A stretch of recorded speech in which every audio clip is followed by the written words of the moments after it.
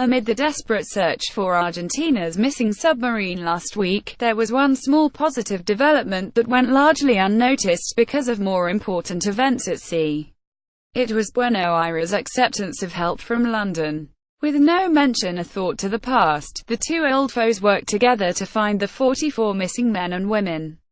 The 1910 Brussels Convention on Assistance at Sea holds that every master is bound, so far as he can do so without serious danger to his vessel, her crew and passengers, to render assistance to everybody, even though an enemy, found at sea in danger of being lost. The UK's help wasn't just a token fulfillment of that, rather the contribution was, by my calculation, at least as great if not greater than anybody else's.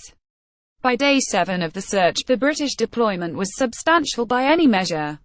It included HMS Protector, HMS Clyde, a C-130 Hercules, the Royal Navy's Submarine Rescue Assistance Team, and RAF refueling tanker, and the offer of Mount Pleasant Airfield on the Falklands as a base for any aircraft involved in the search. Image: the Argentine military submarine Ara San Juan has been missing since November 15 on Wednesday, and RAF Voyager aircraft landed in Argentina carrying 3 tons of equipment including deep emergency life support store pods. It was reported as the first time an RAF plane had flown to the country at least since the Falklands War. The accompanying photographs of Argentinian Air Force officers greeting the British pilots went viral. The pickup for what were otherwise rather unmemorable pictures reflected the global fascination in this sad story. On Twitter, I must have received hundreds of responses to my tweets from Argentines thanking Britain, not me, for its help in the search. Although not yet confirmed, I think we must now assume the submarine suffered an explosion and all on board deal with it.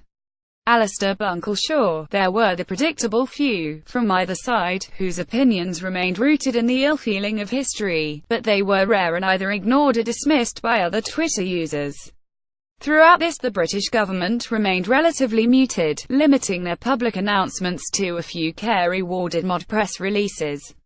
Privately, they were happy to brief journalists on the search progress, but there was a very deliberate attempt to avoid over-promoting Britain's help, which would have risked embarrassing Argentina.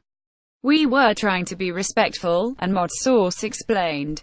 Surprisingly perhaps, relations between the two militaries are not all that bad, so much so that, a few years ago, a former chief of the air staff even went skiing with his Argentine counterpart. But politics have tended to shape the impression in recent years, and strong nationalistic statements on the Falklands have proved all too easy and tempting for any Argentinian leader in domestic trouble. Image: RAF servicemen greeted by the Argentine base commander.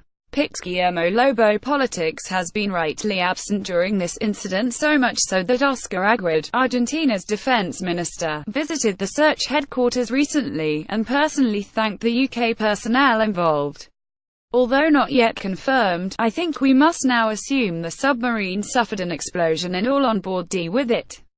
In the coming days, the international search mission will scale down and the formality of funerals and public mourning will begin in Argentina. The episode hasn't been favorable to the country's armed forces, which are clearly in need of modernizing, but if the diplomatic legacy of this tragedy is a softening of relations between the UK and Argentina, and perhaps even in time some joint defense cooperation, then the Ara San Juan's dreadful fate will have achieved something really quite important.